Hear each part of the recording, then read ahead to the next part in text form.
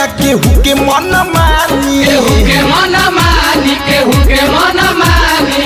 बहुते दिन झेल लिए हम लोग परेशानी, हम लोग परेशानी हो, हम लोग परेशानी। इस बार जनता के लायक चाहिए विकास दुबे जैसा अब की विधायक चाहिए, विकास दुबे जैसा अब की विधायक चाहिए, विकास दुबे जैसा अब की विधायक चाहिए।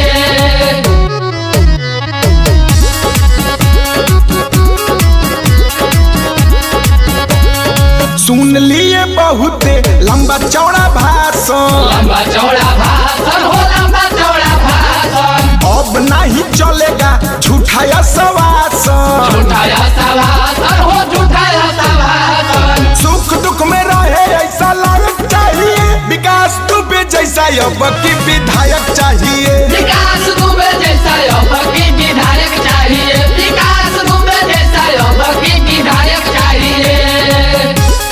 झारखंड युवा विकास पार्टी जिंदाबाद, जिंदाबाद जिंदाबाद, विकास दुबे जिंदाबाद, जिंदाबाद जिंदाबाद, विश्रामपुर विधानसभा क्षेत्र की जनता जिंदाबाद, जिंदाबाद जिंदाबाद।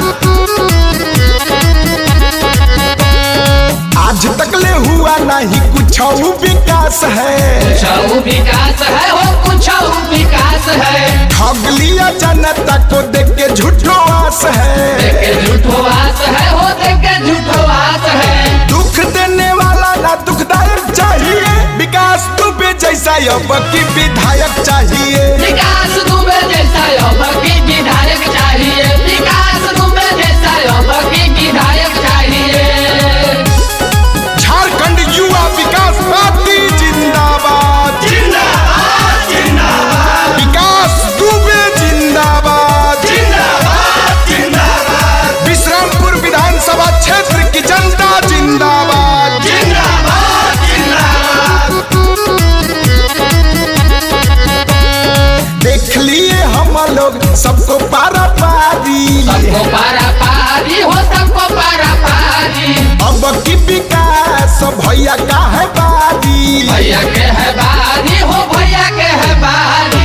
रहे सबका साथ ही सहायक चाहिए विकास दुबे जैसा अब की विधायक चाहिए,